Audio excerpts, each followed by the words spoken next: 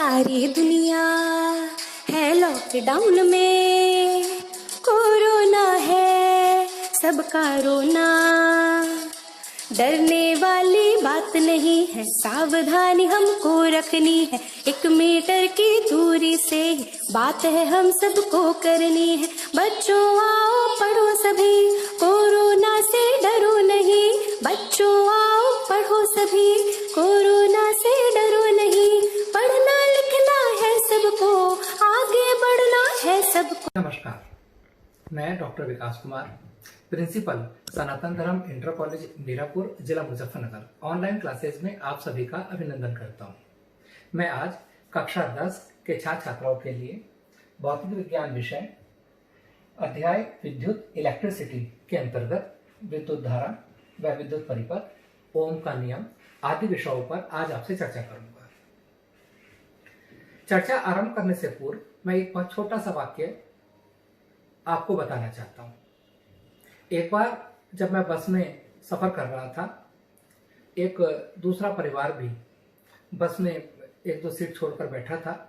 उसी परिवार का एक बच्चा जो क्लास 5 या 6 में पढ़ता है, वो बच्चा मेरे पास ही बैठा था। जैसे ही मीरापुर मुजफ्फरनगर में बस ने एंट्री की, रोड पर ही यह सीन दिखाई दिया कि एक टैंक ऊपर रखा है। उस बच्चे ने, क्योंकि बच्चे बहुत ज़्यादा उत्सुक रहते हैं, बच्चों के मन में बहुत से क्वेश्चन भी रहते हैं, उस बच्चे ने मुझसे एक क्वेश्चन पूछा कि अंकल, ये टंकी इतनी ऊपर क्यों रखी होती है? क्या ये हम धरातल पर नहीं रख सकते? मैंने सोचा छोटा बच्चा है, इजीली मैंने जवाब दे दिया कि बेटा, ऊपर से जो पानी होता है वो प्रेशर के कारण नीचे आता है। ज्यादा ऊंचाई का अंतर ऊपर जो होगा और नीचे पानी आना आसान होता है। वाटर का जो फ्लो होता है वो ऊपर से नीचे की ओर होता है। बच्चे का तुरंत जवाब, बच्चे ने एक साथ दो क्वेश्चन उससे पूछे कि अंकल, इसका मतलब फ्लो हमेशा ऊपर से नीचे की ओर होता है? मैंने जवाब में हाँ अपना सिर हिलाया कि हाँ बेटा, फ्लो हमेशा ऊपर से नीचे की ओर होता है। वाटर फ्लो मैंने भी नहीं कहा, उसने भी नहीं कहा। उसने कहा कि जब मैं घर पर अपना मोबाइल चार्ज मेरे मम्मी पापा का मैं करता हूँ, तो मैं चार्जर नीचे लगा देता हूँ और मोबाइल ऊपर आ जाता है। ये इस तरह का उसने मुझे सीन बताया कि भाई चार्जर का पिन जो है हमारा नीचे है, उससे जो पैरेलल लगा देते हैं। आप कह रहे हैं कि फ्लो हमेशा ऊपर से नीचे की ओर होता है। मैं जवाब दे पाता उससे पहले उसने दूसरा क्वेश्चन किया कि आपने कहा कि पानी हमेशा, वाटर का फ्लो हमेशा ऊपर से नीचे की ओर होता है, पर इस टंकी में पानी कहां से आता है? और ऊपर से तो कोई कनेक्शन इसका नहीं है। पानी तो निश्चित रूप से नीचे से जाता है कि हमारे घर में सबमर्सिबल लगा है और पानी नीचे से ऊपर जाता है। मैं हतप्रभ था, आश्चर्यचकित कि बहुत छोटा सा बच्चा ये बात कह रहा है। निश्चित सी बात है कि वाटर का फ्लो जो होता है वो ज्यादा प्रेशर से लो प्रेशर की ओर होता है। फिर मैंने उसे पूरा प्रोसेस बताने की कोशिश की, पंप के द्वारा, मोटर के द्वारा। इसी प्रकार न जाने और भी कितनी उत्सुकताएं होती हैं जो बच्चों के मन में होती हैं। आज हम उन जवाबों को ढूंढने का प्रयास करेंगे कि चार्ज क्या होता है, इलेक्ट्रिक करंट क्या होता है, वोल्टेज क्या है, विभवांतर क्या है और आवेश किस प्रकार बहता है, करंट क्यों उत्पन्न होता है। ऐसे बहुत से क्वेश्चन हैं जिनका आज हम आंसर ढूंढने का प्रयास करेंगे। सबसे पहले विद्युत आवेश, इलेक्ट्रिक चार्ज। प्रत्येक पदार्थ परमाणुओं से मिलकर बना होता है और परमाणु प्रोटॉन, इलेक्ट्रॉन, न्यूट्रॉन व अन्य मूल कणों से मिलकर बने होते हैं। सामान्य स्थितियों में पदार्थ में इलेक्ट्रॉनों व प्रोटॉनों की संख्या समान होती है, किंतु कुछ स्थितियों में पदार्थ में प्रोटॉन व इलेक्ट्रॉनों की संख्या में अंतर आ जाता है। जितने भी पदार्थ हैं वो सभी पदार्थ परमाणुओं से मिलकर बने होते हैं। परमाणु में इलेक्ट्रॉन, प्रोटॉन व और भी मूल कण होते हैं। प्रोटॉन धनावेशित होता है और इलेक्ट्रॉन उतना ही ऋण आवेशित होता है। सामान्यतः इलेक्ट्रॉनों की संख्या और प्रोटॉनों की संख्या एक दूसरे के बराबर होती है और परमाणु उदासीन होता है। किंतु कुछ ऐसी विशेष स्थितियां हो जाती हैं, जैसे कि मैंने बताया, प्रेशर के कारण इलेक्ट्रॉन एक जगह से दूसरी जगह चले जाते हैं जैसे जब किसी कांच की छड़ को रेशम के कपड़े से रगड़ा जाता है तब कांच से कुछ इलेक्ट्रॉन रेशम पर चले जाते हैं, जिससे रेशम का कपड़ा थोड़ा ऋणावेशित व कांच की छड़ थोड़ा धनावेशित हो जाती है। जहां इलेक्ट्रॉनों की कमी हो जाती है वो पदार्थ धनावेशित कहा जाता है, और जहां इलेक्ट्रॉन सामान्य अवस्था से ज्यादा हो जाते हैं वो ऋणावेशित। जब हम कांच के टुकड़े को रेशम के कपड़े से रगड़ते हैं तब कुछ इलेक्ट्रॉन रेशम पर चले जाते हैं, तो माना जाता है कि कपड़ा थोड़ा ऋणावेशित हो गया। जब किसी पदार्थ में उपस्थित इलेक्ट्रॉनों की संख्या में कमी या वृद्धि हो जाती है तब उस पदार्थ में एक विशेष प्रकार का गुण उत्पन्न हो जाता है, और उस विशेष प्रकार के गुण को हम आवेश या चार्ज कहते हैं। कहा जाता है किसी पदार्थ का वह गुण जिसके कारण उसमें विद्युत व चुंबकीय प्रभाव उत्पन्न हो जाते हैं विद्युत आवेश कहलाता है। आवेश को हम Q से व्यक्त करते हैं। यह एक अदिश राशि है और इसका मात्रक कूलाम कैपिटल C होता है। एक इलेक्ट्रॉन पर 1.6 गुणा 10⁻⁻19 कूलाम का ऋण आवेश होता है। और अगर आप मुझसे कहें कि एक कूलाम कितने इलेक्ट्रॉनों के आवेशों के तुल्य है, तब एक कूलाम 6.25 गुणा 10⁻18 इलेक्ट्रॉनों पर आवेशों के तुल्य होता है। अर्थात अगर 6.25 गुणा 10⁻18 इलेक्ट्रॉनों के आवेशों की गणना की जाए, टोटल किया जाए, तब वह जो आवेश आता है वह आवेश एक कूलाम आवेश के बराबर होता है। इसको हम सिद्ध करते हैं। एक क्वेश्चन आता है कि एक कूलाम आवेश की रचना करने वाले इलेक्ट्रॉनों की संख्या परिकलित कीजिए। एक इलेक्ट्रॉन पर आवेश small e is equal to 1.6 into 10⁻⁻19 coulomb. कुल आवेश एक कूलाम है, तब एक कूलाम में इलेक्ट्रॉन कितने होंगे? मैं कुल आवेश को इलेक्ट्रॉन के आवेश से डिवाइड कर देता हूं और मुझे पता चल जाएगा कि एक कूलाम में कितने इलेक्ट्रॉन होंगे। Q is equal to Ne, N is equal to Q upon E। Q की वैल्यू 1 कूलाम, E की मैंने वैल्यू लगाई और ये आंसर आ गया जो मैंने बताया था। अर्थात अब सिद्ध हो जाता है कि 6.25 गुणा 10⁻18 इलेक्ट्रॉन मिलकर जितना आवेश उत्पन्न करते हैं वह आवेश एक कूलाम आवेश के बराबर होता है। अब हम बात करते हैं विद्युत धारा की। विद्युत आवेश के प्रवाह की दर को विद्युत धारा I कहते हैं। देखिए, कोई परिपथ है, कोई विशेष क्षेत्र है, उस विशेष क्षेत्र में एकांत समय में जितना आवेश प्रवाहित होता है उस आवेश की मात्रा को विद्युत धारा कहा जाता है। किसी विद्युत धारा के सतत तथा बंद पथ को परिपथ कहते हैं। एक परिपथ को अगर मैं डिफाइन करना चाहूं, ये एक विद्युत परिपथ है। आप इसे ध्यान से देखिए। मैंने एक सेल लगाया, एक बल्ब और एक ऑन ऑफ का स्विच। ऑन ऑफ का स्विच अभी मैं कह रहा हूं, ये अपने घर पर आप सेल देखते हैं, बल्ब देखते हैं और एक मैंने स्विच लगा दिया। ये अगर मैं स्विच को ऑन करता हूं, सेल से धारा प्रवाहित होती है और उस धारा बल्ब में जाती है और बल्ब जलने लगता है। ये पूरा प्रोसेस, ये निकाय विद्युत परिपथ कहलाता है। स्विच का कार्य होता है धारा को बहने देना या धारा को रोकना। ये स्विच का कार्य है। सेल क्या होता है, बल्ब क्या होता है, इस अध्याय में इसका हम पूर्ण अध्ययन करेंगे। स्विच को जब हम ऑन कर देते हैं, स्विच ये एक ही वायर में लगा होता है, तब ये दोनों वायर आपस में जुड़ जाते हैं, परिपथ पूरा हो जाता है और धारा बहने लगती है। जब हम स्विच को ऑफ कर देते हैं, ये दोनों वायर एक दूसरे से कट हो जाते हैं। आप घर पर भी अगर कोई तार कट जाता है आपस में, तो आपने करंट नहीं फ्लो होता। तो ये एक प्रकार विद्युत परिपथ है। हम बात करते हैं किसी विद्युत धारा के सतत तथा बंद पथ को। जब हम स्विच को ऑन करते हैं तो परिपथ बंद हो जाता है और उसे हम कहते हैं विद्युत परिपथ।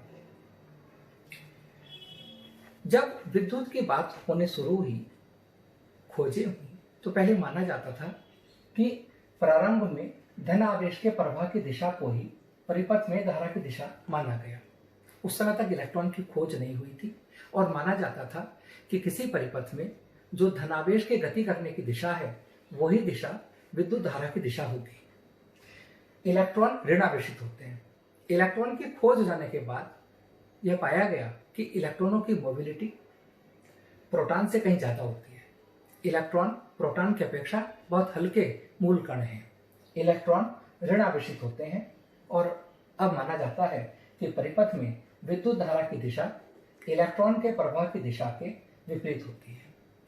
अगर किसी परिपथ में दो बिंदु ए और बी हैं और इलेक्ट्रॉन ए से बी की ओर जा रहे हैं तब माना जाएगा कि धारा की दिशा बी से ए की ओर होगी। धारा की दिशा इलेक्ट्रॉन के गति करने की दिशा के विपरीत होती है। जैसे मैंने एक सर्किट दिखाया है, यह एक सेल है। जैसा कि मैंने आपको अभी दिखाया था, यह सेल का धनात्मक सिरा, ऋणात्मक सिरा और दोनों सेलों के बीच मैंने एक बल्ब लगा दिया। डायरेक्शन फ्लो ऑफ करंट, ये इलेक्ट्रॉन नेगेटिव सिरे से निकलकर अगर ये पॉजिटिव की ओर जाते हैं तो धारा की दिशा इसके विपरीत ये होगी, धनात्मक सिरे से ऋणात्मक सिरे की ओर होगी। मैंने जो सर्किट बनाया था उसमें मैंने एक ऑफ ऑन का स्विच और लगा दिया था। स्विच ऑन करते के साथ ये वायर कट हो जाता है और यहां से करंट आगे नहीं जा पाएगी अगर मैं यहां पर स्विच लगाता हूं तब। विद्युत धारा का मात्रक एम्पियर होता है। कैपिटल ए से उसे व्यक्त करते हैं। इसका नाम फ्रांसीसी वैज्ञानिक आंद्रे मैरी एम्पियर के नाम पर रखा गया है। यदि किसी चालक की किसी अनुप्रस्थ काट से t समय में q आवेश प्रवाहित होता है तब हम कहते हैं q equal to I T, then I equal to q upon T. अगर मैं I equal to q upon T में t को 1 सेकंड ले लूं, q को 1 कूलाम लूं तब I का मान 1 एम्पियर होगा। अर्थात 1 एम्पियर विद्युत धारा 1 सेकंड में 1 कूलाम आवेश के प्रवाहित होने के तुल्य होती है। विद्युत धारा को मैंने बताया, यदि किसी परिपथ में 1 सेकंड में 1 कूलाम आवेश प्रवाहित हो रहा है तब माना जाता है कि उस स्थान पर जो विद्युत धारा है वो 1 एम्पियर है। जब हम न्यूमेरिकल्स करते हैं तो MA लिखा आएगा। MA का अर्थ होता है मिली एम्पियर और 1 एम्पियर में 1000 मिली एम्पियर होते हैं। 1 मिली एम्पियर को हम 10 की घात -3 से गुणा करके एम्पियर में बदल सकते हैं। 1 माइक्रो एम्पियर, ये माइक्रो है, 1 माइक्रो एम्पियर 10 की घात -6 एम्पियर के तुल्य होता है। और अगर मैं कहूं कि 1 एम्पियर में कितने माइक्रो एम्पियर होते हैं तो 1 एम्पियर में 10 की घात 6 माइक्रो एम्पियर होते हैं। परिपथ में विद्युत धारा को मापने के लिए जिस उपकरण का उपयोग किया जाता है, आपने देखा होगा हमारे घर पर जब हम समरसेबल ऑन ऑफ करते हैं, जो एपरेटस में लगा होता है तो उसमें एक उपकरण लगा होता है जिससे हम एम्पियर पढ़ लेते हैं। हमें पता चल जाता है कि जो घर में सर्किट बना है उसमें कितने एम्पियर का विद्युत धारा प्रवाहित हो रही है। जिस उपकरण के द्वारा विद्युत धारा को मापा जाता है उसे एमीटर कहते हैं। एमीटर कुछ इस प्रकार का होता है, इसमें ए लिखा है और एक स्केल बना है। एमीटर में 2 सिरे होते हैं, एक धनात्मक एक ऋणात्मक। इनसे वायर हम जोड़ते हैं और वायर का कनेक्शन का संबंध हम सेल से जो भी एनर्जी सोर्स हो, कुंजी की से, ऑन ऑफ का स्विच या अन्य एलिमेंट से कर देते हैं। ये एमीटर के द्वारा हम वैद्युत धारा को माप सकते हैं। वैद्युत धारा को मापने के लिए एमीटर को हमेशा परिपथ में श्रेणी क्रम में जोड़ा जाता है। जिस परिपथ की धारा मापनी होती है, एमीटर को हमेशा उस परिपथ के श्रेणी क्रम में हम कनेक्ट करते हैं। ये एमीटर जैसे मैंने आपको दिखाया, ये कुछ इस प्रकार का होता है ए, और ये स्केल होता है जैसे 1 to 10 यहाँ लिखा है। 0 एम्पियर, 1 एम्पियर, 2 एम्पियर और बीच में पॉइंट में भी धारा हम पढ़ सकते हैं। ये जो सर्किट, जो विद्युत परिपथ मैंने आपको बनाया था उसे मैंने बनाकर दिखाया प्रतीक की सहायता से, सिंबल की सहायता से। ये एक बैटरी का सिंबल है। बैटरी कई सेल से मिलकर बनी होती है। यदि मैं एक सेल की बात करूं तब ये एक सेल है, और अगर मैं इन दोनों सेलों को श्रेणी क्रम में जोड़ दूं तब ये बैटरी बन जाती है। इस प्रकार यहाँ दो सेल जोड़े गए हैं। ये एक सेल के लिए एक बड़ा डंडा और एक छोटा डंडा, और दो सेल अगर मैं श्रेणी क्रम में जोड़ देता हूँ, श्रेणी क्रम मतलब एक के सिरे से दूसरे को जोड़ देते हैं, एक के पॉजिटिव से दूसरे को नेगेटिव को जोड़ देते हैं, और ये बैटरी या सेल श्रेणी क्रम में जुड़ गए और ये बैटरी बन गई। ये ऑन ऑफ का स्विच है जिसे हम कुंजी कहते हैं। ये डॉट का मतलब है कि बंद परिपथ। ये कुंजी कुछ इस प्रकार की होती है। ये जो कुंजी है, ये कुंजी इस प्रकार की होती है, और ये जो ब्लैक स्पॉट दिख रहा है ये बंद परिपथ है। और ये बंद का मतलब होता है कि ये जो की है, जब मैं इसे लगा देता हूं तो ये दोनों पीतल के एलिमेंट आपस में जुड़ जाते हैं। अगर मैं इसे की को बाहर निकाल देता हूं तो ये दोनों एलिमेंट एक दूसरे से नहीं जुड़ते हैं, और बल्कि इनके बीच में गैप है। इस गैप को मैं दिखा सकता हूँ, नहीं, इस गैप को मैं दिखा सकता हूँ कि इस गैप को देखिए आप, इसे स्पष्ट आपको दिख रहा होगा, इसमें तार भी आ जाएगा बीच में, ये गैप है।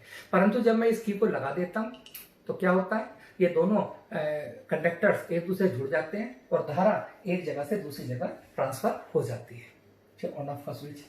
ये एमीटर है जो मैंने आपको अभी दिखाया था, ये एमीटर है। और इस प्रकार ये पूरा एक विद्युत परिपथ, ये बल्ब है, और ये बल्ब आप कैसा भी हो सकता है, बड़ा बल्ब भी आप ले सकते हैं, ये बल्ब है। और इस प्रकार इन्हें जोड़कर एमीटर श्रेणी क्रम में जुड़ा है।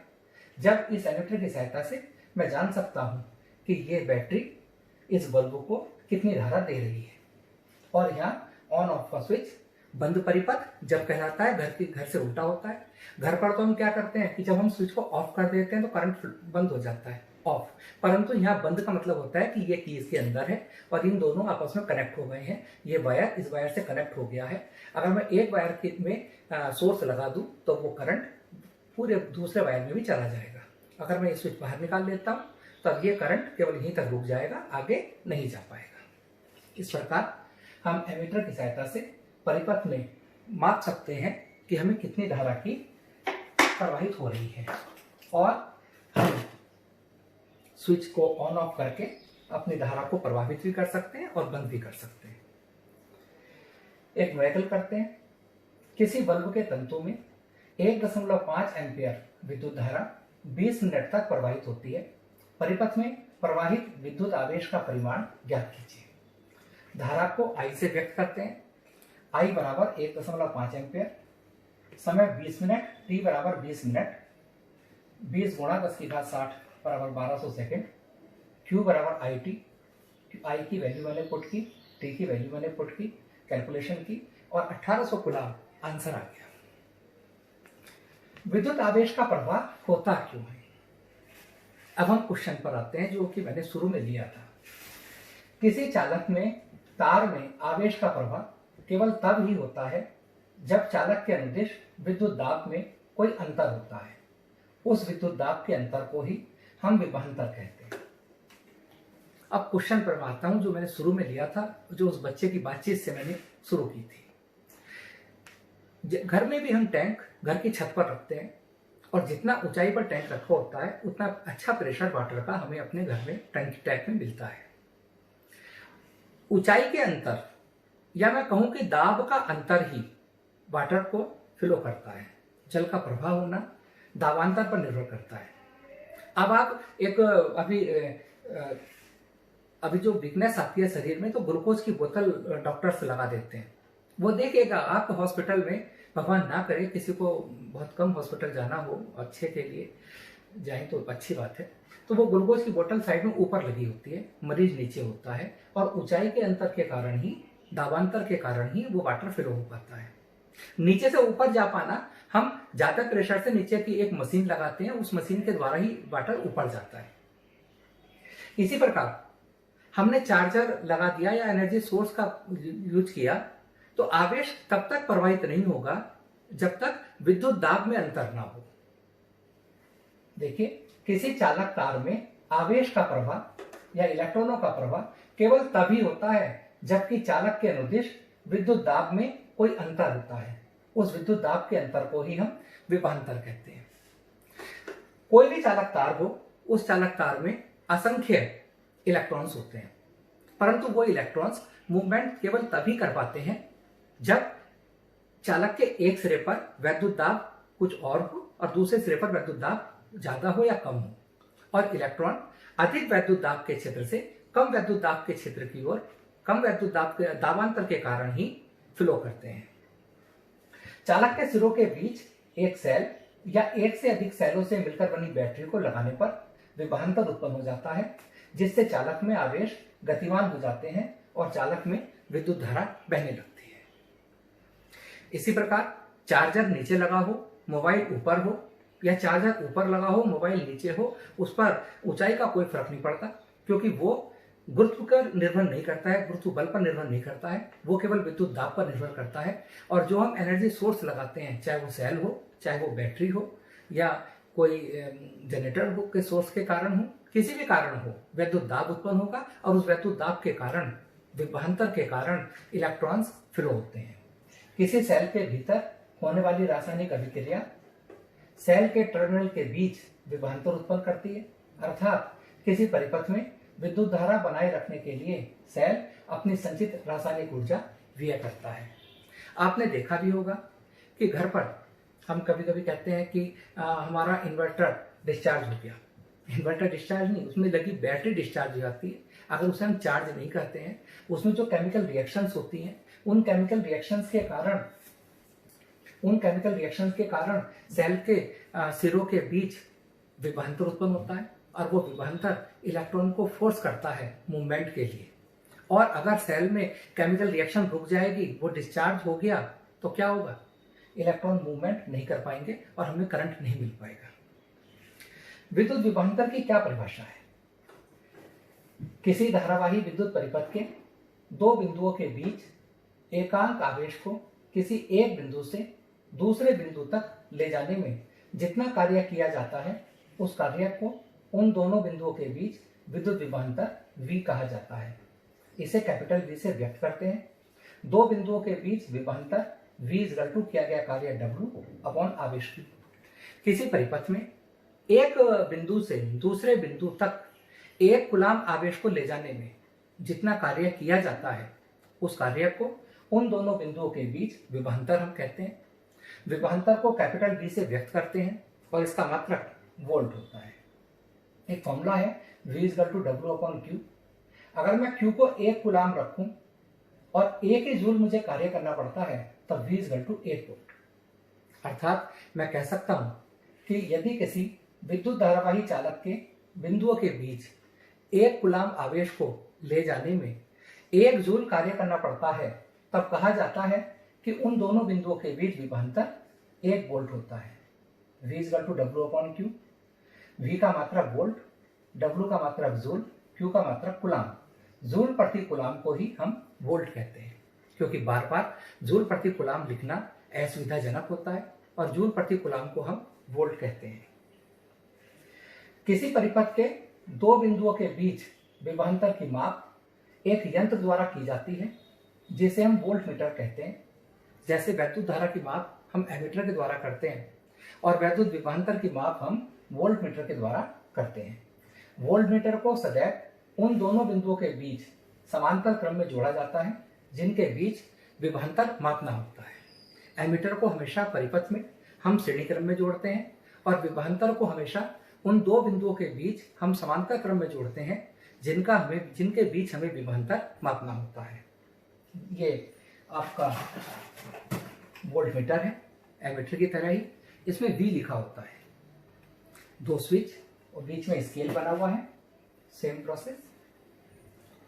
ये एक फिर से मैंने परिपथ लिया, ये एक बैटरी जो सेल से मिलकर बनी है, कुंजी, और ये कंडक्टर A और B, और हमें A और B के बीच विभवांतर मापना है। तो मैंने वोल्ट मीटर को A और B के बीच समांतर क्रम में लगाया। इसी तार में नहीं लगाया, बल्कि इसके समानांतर दूसरा तार एक लिया और वो वोल्ट मीटर को उसके बीच लगा दिया। और इस वोल्ट मीटर की सहायता से मैं कंडक्टर के सिरों के बीच विभवांतर माप सकता हूँ। एक क्वेश्चन लेता हूँ। 24 वोल्ट विभवांतर के दो बिंदुओं के बीच 4 कूलाम आवेश को ले जाने में कितना कार्य किया जाता है? विभवांतर को कैपिटल V से व्यक्त करते हैं, 24 वोल्ट। कार्य मुझे ज्ञात करना है, और आवेश 4 कूलाम है, Q। फॉर्मूला लगाया, V = W/Q, W = VQ। V और Q दोनों के मान लगाए और 96 जूल कार्य आ गया। विद्युत परिपथ आरेख, जैसा मैंने शुरू में बताया कि किसी विद्युत धारा के सतत तथा बंद पथ को परिपथ कहते हैं। विद्युत परिपथ सेल या बैटरी, एक विलक कुंजी, वैद्युत अवयवों व संयोजी तारों से मिलकर बना होता है। परिपथ के लिए एक ऐसा व्यवस्था आरेख बनाना सुविधाजनक होता है जिसमें परिपथ के विभिन्न अवयवों को प्रतीक द्वारा व्यक्त करें। आरेख बनाने के लिए हम बार बार बल्ब का चित्र बनाएं, वोल्टमीटर का चित्र बनाएं, एमीटर का चित्र बनाएं, ये उचित नहीं। हमें करना क्या होगा, हमें उनके सिंबल यूज करते हैं। ये बार बार हम चित्र बनाएं सेल का, बल्ब का, स्विच का, ऑन ऑफ का, ये सुविधाजनक। इनके लिए कुछ स्टैंडर्ड सिंबल यूज किए जाते हैं। जैसे विद्युत सेल के लिए हम एक बड़ा डंडा और एक छोटे डंडे का यूज करते हैं। सेल का संयोजन अगर मैं कई सेल लगा देता हूं तो वो बैटरी बन जाती है। खुला प्लग, मैंने बोला ये प्लग खुला होगा, अगर ये स्विच बाहर निकाल दूंगा तो खुला स्विच, और बंद कर दूंगा तो स्विच अंदर लगा। आप देखिए ये एक स्विच, ये बंद प्लग, तार संधि। अगर दोनों तार एक दूसरे को टच कर रहे हैं तो मैं इस प्रकार उसे व्यक्त करता हूं, बीच में एक डॉट लगाते हैं तारों के बीच। अगर ओवरलैपिंग हो रही है, ओवरलैपिंग मीन्स दो तार, जैसे ये दोनों तार हैं, अगर मैं दोनों तार ये लूं, अगर ये ओवरलैपिंग हो रही है, ये तार दूसरा तार इस तार के ऊपर जा रहा है, टच नहीं कर रहा है, बल्कि ये एक तार है और ये दूसरा तार इस तार के ऊपर होके जा रहा है, टच नहीं कर रहा है, तो इस ओवरलैपिंग को हम इस प्रकार दिखाते हैं। विद्युत बल्ब के लिए हम ये सिंबल यूज करते हैं। प्रतिरोध आगे आप पढ़ेंगे, उसे इसके लिए हम यूज करते हैं। परिवर्ती प्रतिरोध, कभी कभी एनर्जी सोर्स का बदले बिना हम धारा को परिवर्तित करते हैं तो हम ये यूज करते हैं। एमीटर के लिए हम ए लिखते हैं, पॉजिटिव निगेटिव का यूज करते हैं, और वोल्टमीटर के लिए हम वी लिखकर सर्किल के अंदर वी लिख देते हैं और हम इस सिंबल का यूज करते हैं। ये धारा नियंत्रक का चित्र है जो मैंने पीछे बताया, और धारा नियंत्रक की सहायता से हम परिपथ में धारा को नियंत्रित करते हैं, स्रोत को बदले बिना, बैटरी को बदले बिना। एक लास्ट में एक ओम का नियम, एक बहुत फेमस नियम है, थोड़ा ध्यान से समझिएगा। 1827 में जर्मन भौतिक विज्ञानी जॉर्ज साइमन ओम ने किसी धातु के तार में प्रवाहित विद्युत धारा आई तथा उसके सिरों के बीच विभवांतर V में एक संबंध का पता लगाया। एक संबंध का पता यह लगाया कि वे धारा को परिवर्तित करें तो वोल्टेज, या विभवांतर को परिवर्तित करें तो धारा किस प्रकार परिवर्तित होती है। इसके लिए उन्होंने एक सर्किट बनाया। उस सर्किट में ये बैटरी दी गई, 4 सेल यूज किए, 4 क्या ज्यादा भी आप यूज कर सकते हैं। सेल का संबंध एक चालक तार से किया जिसका प्रतिरोध R है। एक वोल्टमीटर लगाया समांतर क्रम में कि इस चालक के सिरों के बीच कितना विभवांतर हो सकता है। श्रेणी क्रम में एमीटर लगाया, एमीटर के साथ कुंजी लगाई जिससे हम जब चाहें धारा को रोक सकें, और कुंजी का दूसरा सिरा सेल से जोड़ दिया। ये डॉटेड दिखाया गया है कि हम अगर इस वायर को यहाँ ऐड करते हैं तो हम केवल एक सेल का प्रयोग करेंगे, और इस तार को यहाँ लगाते हैं तो हम 2 सेल का प्रयोग करेंगे, यहाँ लगाते हैं तो 3 सेल के कारण धारा आएगी। इस प्रकार हम विभवांतर चेंज कर सकते हैं, परिपथ में सेल की संख्या धीरे धीरे बढ़ा सकते हैं। पहले एक सेल का यूज करके वोल्टमीटर का पाठ्यांक और एमीटर का पाठ्यांक नोट किया गया। फिर 2 सेल का यूज करके हमने पॉइंट यहाँ लिया, ये तार यहाँ ऐड कर दिया, और 2 सेल का यूज करके वोल्टमीटर और धारा एमीटर का पाठ्यांक नोट किया। फिर 3 सेल के लिए, और इसी प्रकार 4 सेल के लिए। एक टेबल बनाई, परिपथ में जुड़े सेलों की संख्या 1, 2, 3, 4। जब उन्होंने एक सेल का प्रयोग किया तब तार में कितनी धारा है, वो तार नाइक्रोम का था, वो धारा नोट कर ली। इसी प्रकार 2 सेल के लिए, फिर 3 सेल के लिए, 4 सेल के लिए, और उससे संबंधित विभवांतर भी नोट करते हम चले गए, और उसका अनुपात V/I का अनुपात निकाला। एक प्रैक्टिकल हमने किया इसी प्रकार सर्किट बनाकर। जब वैद्युत धारा 0.2 एम्पीयर थी परिपथ में, तब विभवांतर 0.6 वोल्ट मापा गया। जब वैद्युत धारा 0.4 एम्पीयर, विभवांतर 1.2 वोल्ट मापा गया। जब धारा 1.6 एम्पीयर, विभवांतर 1.8 वोल्ट मापा गया। और जब धारा 0.8 एम्पीयर थी तो विभवांतर 2.4 वोल्ट मापा गया। वोल्टेज को विभवांतर को धारा से भाग करने पर प्रत्येक बार 3 आया। हमने धारा और विभवांतर के इन आंकड़ों के लिए एक ग्राफ बनाया। एक्स अक्ष पर विद्युत धारा ली और वाई अक्ष पर विभवांतर। 0.2 वोल्ट पर 0.2 एम्पियर के लिए 0.6 वोल्ट इन बिंदुओं को हमने मार्क किया और जब इन बिंदुओं को मिलाया तो हमने देखा एक सीधी रेखा है। इस सीधी रेखा से ये स्पष्ट हो गया। क्या स्पष्ट हुआ कि किसी वैद्युत परिपथ में धातु के तार के दो सिरों के बीच विभवांतर उसमें प्रवाहित होने वाली वैद्युत धारा के समानुपाती होता है, परंतु तार का ताप, दाब आदि भौतिक अवस्थाएं स्थिर होनी चाहिए। यदि तार का ताप, दाब, भौतिक अवस्थाएं स्थिर हैं तो जैसे जैसे हम तार के सिरों के बीच विभवांतर ज्यादा अप्लाई करते हैं, धारा का मान भी उसी अनुपात में बढ़ता है। यही ओम का नियम है कि किसी परिपथ में धातु के तार के दो सिरों के बीच विभवांतर उसमें प्रवाहित होने वाली विद्युत धारा के समानुपाती होता है, परंतु तार का ताप समान होना चाहिए। V समानुपाती I, V upon I equal to नियतांक। इस नियतांक को उस चालक तार का प्रतिरोध R कहते हैं। किसी धातु के लिए निश्चित ताप पर R एक नियतांक है जिसे तार का प्रतिरोध कहते हैं। प्रतिरोध चालक का वह गुण है जिसमें चालक अपने में होने वाले आवेश के प्रवाह का विरोध करता है। हम प्रतिरोध की जो डिटेल है वो अपनी नेक्स्ट वीडियो में लेंगे। प्रतिरोध को R से व्यक्त करते हैं और प्रतिरोध का मात्रक ओम होता है। ये ग्रीक भाषा का शब्द ओम से इसे हम व्यक्त करते हैं। इसके लिए नेक्स्ट टॉपिक में हम इसका डिस्कशन करेंगे। आपको ऑनलाइन अभ्यास बहुत बहुत धन्यवाद। थैंक्स।